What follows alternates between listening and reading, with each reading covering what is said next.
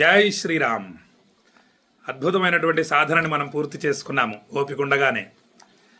కాళహస్తీశ్వర శతకంలో అదే అంటారు, దంతంబుల్ పడనప్పుడే, పళ్ళు ఊడిపోకముందే పరమేశ్వరుని ఆరాధించాలి, తపస్సు చేయాలి, సాధన చేయాలి. సహస్ర జపం కనీసం ప్రతిరోజు 1000 జపం అన్న తప్పకుండా చేయాలి. అందరూ కూడా, ఆడవాళ్ళు, మగవాళ్ళు, పిల్లలు, పెద్దలు అందరూ కూడా చేయాలి. అందుకే మనం ఏం చేయాలంటే, మీకు ఇంత పూర్వం నేను తెలియజేశాను, 2 అక్షరాల భగవన్నామాలని పెట్టుకోవాలి ముందు. అవే సామాన్యమైంది కాదండి. ఇప్పుడు మీకు 2 అక్షరాల భగవన్నామాలు చాలా తెలియజేశాను. రామ, కృష్ణ, శివ, హరి, తర్వాత కాశీ, ఇవన్నీ కూడా దత్త, ఇవన్నీ అద్భుతమైనటువంటి 2 అక్షరాల భగవన్నామాలు. ఇందులో ప్రతిరోజు ఒక్కొక్కటన్నా చేయొచ్చు, లేదా ఒకే నామాన్ని తీసుకొని సహస్ర జపం చేయవచ్చు. దంతంబుల్ పడనప్పుడే, పళ్ళు ఊడిపోకముందే చేయాలి. ఇలా కూర్చోవాలి, నిట్టనిటారుగా కూర్చొని మానసికంగా ధ్యానిస్తూ చేయాలి. తనువునంద ఆరూఢి ఉన్నప్పుడే, శరీరంలో ఓపిక ఉన్నప్పుడే ఈ యొక్క దైవారాధన చేస్తూ ఉండాలి. కాంతా సంఘంబుల్ రోయనప్పుడే, జరాక్రాంతంబుగానప్పుడే, ముసలితనం రాకముందే, నడుము వంగిపోకముందే ఇటువంటి దైవారాధనలు చేయాలి. చింతింపన్వల నీ పదాంబుజమునల్ శ్రీకాళహస్తీశ్వర, పరమేశ్వర నీ పాదాలని చింతించాలయ్యా, ధ్యానించాలయ్యా, సేవించాలయ్యా అని చెప్పి తెలియజేశారు మనకు. అందుకే మనం జాగ్రత్తగా పరమేశ్వరుని ధ్యానిస్తూ ఆ క్షేత్రాల గురించి తెలుసుకుంటూ మనం అందరం కూడా అద్భుతమైనటువంటి సాధనలు చేస్తున్నాము. మీరు ప్రధానమైనటువంటి సాధన మీరు చేస్తున్నారు. ఏమిటయ్యా ఆ సాధన అంటే, మీ మనసుల్ని పుణ్యక్షేత్రాల మీద లగ్నం చేస్తున్నారు మీరు. అది అద్భుతమైనటువంటి సాధన, అన్నిటికన్నా గొప్ప సాధన అది.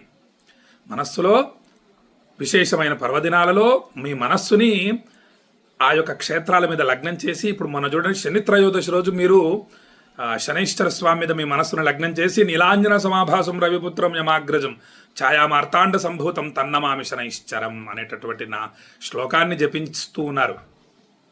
ఇక ఆదివారం, అమావాస్య, ఇటువంటి పర్వదినాలు చాలా తక్కువ వస్తూ ఉంటాయి. ఇప్పుడు రేపు రాబోతోందండి పౌర్ణమి, సోమవారం.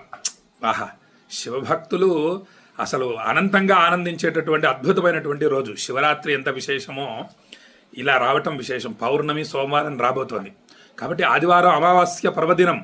అటువంటి పర్వదినాన మీరు మీ మనస్సుల్ని త్రయంబకేశ్వర స్వామినే నమః అని నామాన్ని జపిస్తూ త్రయంబకేశ్వరుని ధ్యానించారు. ఇది అన్నిటికన్నా గొప్ప సాధన. అది చేయించాలనేది నా సంకల్పం.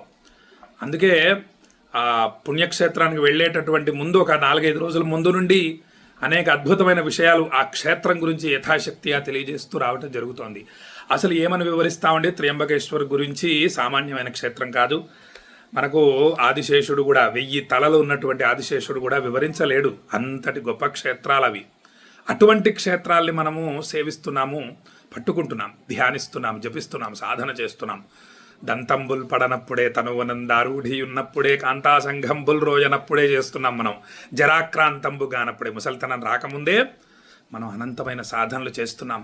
ఇలా గినుక మనం చేస్తూ వెళితే అండి, మనము ప్రత్యక్షంగా వీటిని త్వక్చక్షువులు అంటారు, అంటే చర్మచక్షువులు. త్వక్ అంటే చర్మం. ఈ చర్మచక్షులతో మనం పార్వతీ పరమేశ్వరులని తప్పకుండా దర్శిస్తాం. లక్ష్మీనారాయణులని, సరస్వతి, బ్రహ్మదేవులను తప్పకుండా దర్శిస్తాం ఈ ఈ ఈ చక్షువులతో, చర్మచక్షువులతో. అంతటా మనం పరమేశ్వరుణ్ణి చూడగలుగుతాం. అంతటా ఉన్నాడు స్వామివారు. ఈ ఈ జ్ఞానం సామాన్యమైంది కాదు, ఈ పుణ్య ఫలం సామాన్యమైంది కాదు. అనంతమైన పుణ్య ఫలితాలని మనం పొందుతున్నాం. చెప్పా కదా, ప్రధానంగా మీరు మీ మనస్సుని ఆ పుణ్యక్షేత్రాల మీద లగ్నం చేసి ఉంచడం వల్ల మీరు కూడా త్రయంబకేశ్వర వచ్చి స్వామిని సేవించిన ఫలితాన్ని పొందారు. ఇక వీడియోలన్నీ కూడా పంపించడం జరిగింది, ఎలా ఎలా పూజలు చేశాను మొదలైన వీడియోలు. శనైశ్వర స్వామికి చక్కగా అభిషేకం చేయడం చూశారు, మీరు గమనించారు. నువ్వుల నూనె విషయంలో చాలా జాగ్రత్తలు తీసుకున్నాను. స్వచ్ఛమైన నువ్వుల నూనె జాగ్రత్తగా తీసుకెళ్ళాను. తర్వాత గంగాజలవ కణికాపిత, గంగమ్మ తల్లి అంటే సామాన్యం కాదు. మనకే కాదు, దేవతలకు కూడా అసలు ఆనందాన్ని పొందుతారు. గంగాజలం శిరస్సు మీద పడగానే త్రయంబకేశ్వర స్వామివారు అనంతమైన ఆనందాన్ని పొందారు. ఇక శనైశ్వర స్వామివారు గొప్ప ఆనందాన్ని పొందారు. గంగా జలాన్ని సహజంగా చూడండి, మనకు శని సింగణాపూర్ కానివ్వండి, త్రయంబకేశ్వర్ కానీ ఏ భక్తులైనా సహజంగా ఏదో నువ్వులనే తీసుకెళ్లే అవకాశం ఉంది. తీసుకెళ్లరు సామాన్య, అక్కడ దొరుకుతాయిలే చూసుకుందాంలే పదండి అని వెళ్ళిపోతూ ఉంటారు. అక్కడ ఏ నూనె దొరికితే ఆ నూనె సరే అక్కడ చిన్న బాటిల్ నుంచి 10 లీటర్ల వరకు కూడా నువ్వుల నూనె లభిస్తోంది. అక్కడే కొనేస్తారు, స్వామి మీద అభిషేకం చేసి వచ్చేస్తారు. కానీ సరే కొంతమంది తీసుకెళ్తే నువ్వుల నూనె తీసుకెళ్లే అవకాశం ఉంది, ఈ గానుగ నూనెని. గంగాజలం తీసుకెళ్తారండి చాలా తక్కువ, ఏమో మరి ఒకరిద్దరు ఏం తీసుకెళ్తారు. హరిద్వార్ గంగాజలాన్ని జాగ్రత్తగా తెచ్చిపెట్టుకొని ఇలా ప్రతి నెల పుణ్యక్షేత్రంలో స్వయంభూ దేవతలకు అభిషేకం చేసేవాళ్ళు ఎంతమంది ఉంటారు. అది మనం చేస్తున్నాం పరమేశ్వరానుగ్రహంతో, గుర్తుపెట్టుకోండి. ఇక్కడ మనం అని ఎందుకు అంటున్నానంటే మీరు ఒకటే గుర్తుపెట్టేది, గురుగారు వెళ్తున్నారు ఆయన చేస్తున్నారు అనుకోకండి. మీరు మీ మనస్సుని పుణ్యక్షేత్రం మీద స్వయంభూ దేవత మీద లగ్నం చేస్తే చాలు, మీరు కూడా క్షేత్రానికి వచ్చిన ఫలితాన్ని పొందుతారు. మనశ్చేన్న లగ్నం గురోరంఘ్రి పద్మే తతఃకిం తతఃకిం తతఃకిం తతఃకిం. మనస్సు లగ్నమైతే చాలు, నాకన్నా మీరు ఎక్కువ చేస్తున్నారు. మీరు మీ మనస్సును జాగ్రత్తగా లగ్నం చేస్తున్నారు పుణ్యక్షేత్రం మీద, దేవత మీద. ఇప్పుడు తర్వాత ప్రయాగ మాధవేశ్వరి అమ్మవారికి కుంకుమార్చన, మాధవేశ్వరుడికి వేణి మాధవుడు, స్వామివారికి తులసి దళార్చన, గంగా యమున సరస్వతి నదీమ తల్లులకి పూజ. ఎప్పుడు మనకి పుష్కరాలు రాబోతున్నాయి. 15వ తేదీ సరస్వతీ నదీ పుష్కరాలు అంతర్వాహినిగా ప్రవహిస్తోంది ప్రయాగలో. అమృత బిందువు పడినటువంటి అద్భుతమైనటువంటి స్థలం, అక్కడ పూజలు చేయబోతున్నాం. కాబట్టి మీరు మీ మనస్సును లగ్నం చేయండి చాలు. సింపుల్ చిన్న చిట్కా అండి ఇది, చిన్న విధానం. అన్ని సమస్త దోషాలు, పాపాలు, గ్రహబాధలు, కష్టాలు, నష్టాలు అన్నీ కూడా భస్మమై తీరుతాయి. మీరంతా నిశ్చల భక్తితో చేయాలి, మనస్సు లగ్నం చేయడం ద్వారానే. కాబట్టి అలా ఇంకా త్రయంబకేశ్వర స్వామికి గంగాజలం, హరిద్వార్ మరియు ప్రయాగ కుంభమేళా జలం జాగ్రత్తగా తీసుకొని వెళ్ళి అభిషేకం చేయడం జరిగింది. ఆ పూజారి గారు చూశారు కదా మహానుభావులు, వారికి రుద్రమహామంత్రాలు అభిమంత్రించి వారికి అందించడం జరిగింది. వారు స్వీకరించి వారు కూడా శుక్లయజుర్వేద మంత్రాలు చదువుతూ గర్భాలయంలోకి తీసుకెళ్ళి ఆ బ్రహ్మ విష్ణు మహేశ్వరులకు అభిషేకించారు. ఆ తీర్థాన్ని మళ్ళీ జాగ్రత్తగా వారు తీసుకొచ్చి నాకు అందించారు, నేను మీకు పంపించాను జాగ్రత్తగా. వాటి గురించి ఇప్పుడు తెలియజేస్తాను. కాబట్టి అటువంటి గొప్ప పుణ్యక్షేత్రాలలో మనము పూజలు చేసి అక్షయ పుణ్య ఫలితాలని పొందాం. ఇప్పుడు ఇక ఈ పూజల విషయంలో మీ మనస్సులు క్షేత్రం మీద లగ్నం కావాలని ఎంత తపన పడతానో నేను, ఎంత శ్రద్ధగా ఆ పుణ్యక్షేత్రాల గురించి మీకు భక్తితో తెలియజేస్తూ ఉంటాను. అక్కడ వెళ్ళిన తర్వాత మీ గోత్రనామాలు శ్రద్ధగా స్వయంభూ దేవతల ముందు కూర్చొని చదవటం, ఆ దేవతలకు అభిషేకించేటటువంటి వాటిని, పవిత్రమైన వాటిని జాగ్రత్తగా తీసుకొని వెళ్ళటం, పూజాధికాలు, పూజా ద్రవ్యాలు స్వచ్ఛమైనవి, తర్వాత అచ్ఛిద్రై కోమలై శుభై, మంచిగా లేత బిల్వదళాలు మొదలైనవన్నీ తీసుకొని వెళ్ళి స్వయంభూ దేవతలకు పూజలు చేసే విషయంలో ఎన్ని జాగ్రత్తలు తీసుకుంటానో, ఇక మీకు పంపించే తీర్థ ప్రసాదాల విషయంలోనూ అంత జాగ్రత్తలు తీసుకుంటాను. ఎందుకంటే ఆ దేవతలు, స్వయంభూ దేవతలు ఎంత శక్తివంతమైన వారో ఈ తీర్థ ప్రసాదాలు అంత శక్తివంతమైనవి. కాబట్టి మీరు ఆ ప్రసాదాలు ఇటువంటి ఒక ప్యాకెట్లో వస్తాయి మీకు, వెంటనే ఇట్లా తలకు అద్దుకోండి, కళ్ళకు అద్దుకోండి. సామాన్య త్రయంబకేశ్వర స్వామిని తాకితే ఏ ఫలితం వస్తుందో ఆ ఫలితం వస్తుంది. ఇక మీకు పూర్వం కూడా మీకు తెలియజేశాను, శనైశ్చర స్వామికి అభిషేకము మరియు చక్కగా పుష్పార్చన చేస్తాం, కానీ అక్కడి శనైశ్వర స్వామి ప్రసాదాలు పంపించము అని చెప్పి తెలియజేయడం జరిగింది. అసలు వాస్తవానికి పంపించవచ్చు, స్వామికి నివేదించిన ప్రసాదం మీరు స్వీకరించవచ్చు. కానీ కొంతమంది భక్తులు అబ్బో శని ప్రసాదం వచ్చింది స్వీకరించవచ్చో లేదో అని అనుమానం పడుతూ ఉంటారు. సరే, అనుమానం ప్రాణ సంకటం అని, భక్తితో సేవించాలి భగవంతుడిని, ఎప్పుడూ కూడా భయంతో సేవించకూడదు. అందుకు శనైశ్వర స్వామి ప్రసాదములు ఆశీర్వచనమే ప్రసాదం. అది మీకు శనిసింగణాపూర్ నుంచి ఆశీర్వచనాన్ని అందించాను, అదే మీకు ప్రసాదం, శని ప్రసాదం. ఇక త్రయంబకేశ్వర స్వామి ప్రసాదాలు మాత్రమే పంపించడం జరుగుతోంది. వాటి గురించి శ్రద్ధగా వినండి. ఏవో వచ్చాయి అనుకోకండి, ఇవి ఎంతో పుణ్యఫలం ఉంటే కానీ రావు మన దగ్గరికి. ఇక చూడండి, ఇది తీర్థం. ఇలా ప్రతి ప్యాకెట్ మీద స్టిక్కర్ ఉంటుంది, చిన్న స్టిక్కరు.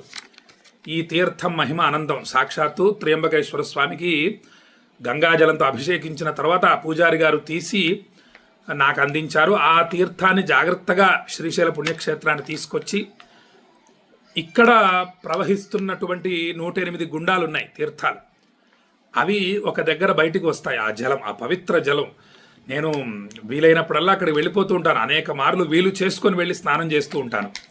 ఆ ప్రాంతాన్ని వజ్రాల గంగమ్మ అంటారు.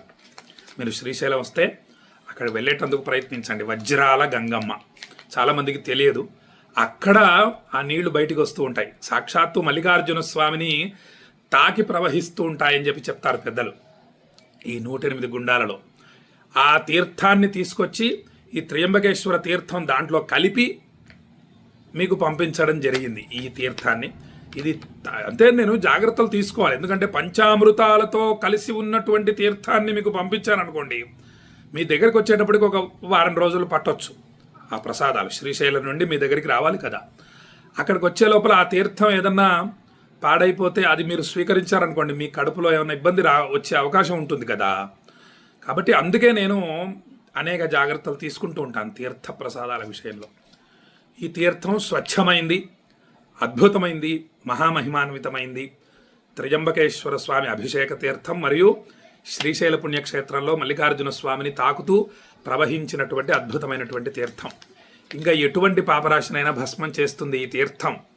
ప్రత్యేకంగా చెప్పక్కర్లేదు. 2 జ్యోతిర్లింగాలను తాకినటువంటి అభిషేక తీర్థ మహిమ ఏమని వర్ణిస్తామండి. చక్కగా భక్తితో స్వీకరించండి. అందరూ కూడా మొత్తం సమస్త దోషాలు పాపాలన్నీ కూడా పోతాయి. ఇక ఇది ప్రసాదం, స్వామివారికి త్రయంబకేశ్వర స్వామికి నివేదించిన ప్రసాదం. ఆ మహానుభావులు ఆ పూజారికి అందించడం జరిగింది. వాళ్ళు తీసుకొని వెళ్ళి స్వామివారికి నివేదించి పట్టుకొచ్చారు. ఈ ప్రసాదం మీకు వారం రోజులైనా చెడిపోదు. అందుకు ఈ ప్రసాదాన్ని జాగ్రత్తగా పంపిస్తున్నాను. ఇక ఇది అద్భుతం అండి. ఈ జలాన్ని మీకు పంపించడం కోసమే ట్రైన్లో వెళ్ళవచ్చు. వాస్తవానికి నాగర్సోల్ వరకు వెళ్ళవచ్చు హైదరాబాద్ నుంచి. ఈ గోదావరి జలం మీకు చూపించాను నేను. అదేమిటి, కుశావర్తన తీర్థం. ఏమి తీర్థం అండి, ఏమి తీర్థం. స్వామివారిని త్రయంబకేశ్వర స్వామి చెప్పాను కదా, బ్రహ్మ విష్ణు మహేశ్వరులు 3 లింగాలు ఉంటాయి.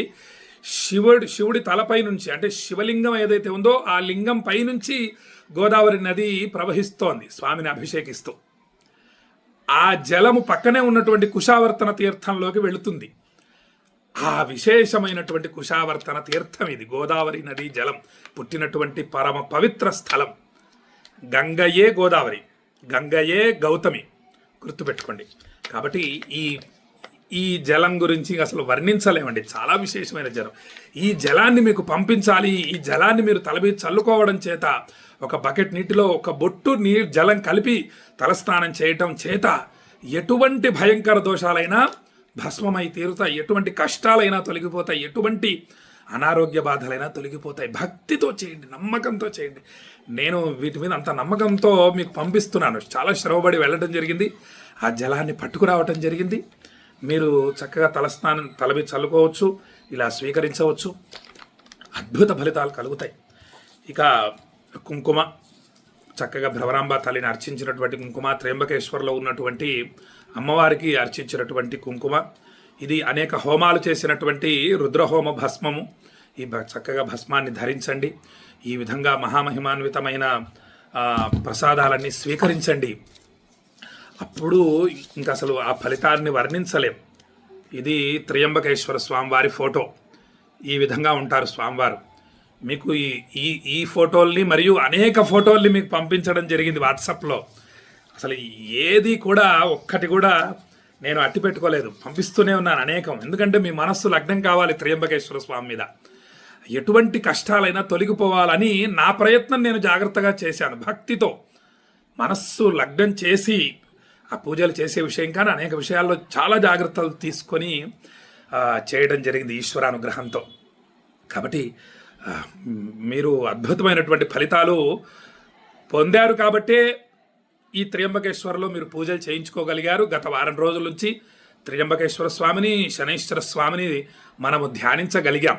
శనైశ్వర స్వామి ఆవిర్భావం తెలుసుకున్నాము. త్రయంబకేశ్వర స్వామి వారి ఆవిర్భావం, గౌతమ మహర్షి తపస్సు, గోదావరి నది జలం పుట్టుక మొదలైనవన్నీ కూడా మనం అనేక విషయాలు తెలుసుకొని మన జన్మల్ని ధన్యం చేసుకున్నాము అని చెప్పి భక్తులకు తెలియజేస్తూ శ్రీశైల పుణ్యక్షేత్రం నుండి ఆశీర్వదిస్తూ సెలవు తీసుకుంటున్నా. జై శ్రీరామ్. విశ్వనాథాయ మంగళం, విశ్వనాథాయ మంగళం, విశ్వనాథాయ మంగళం.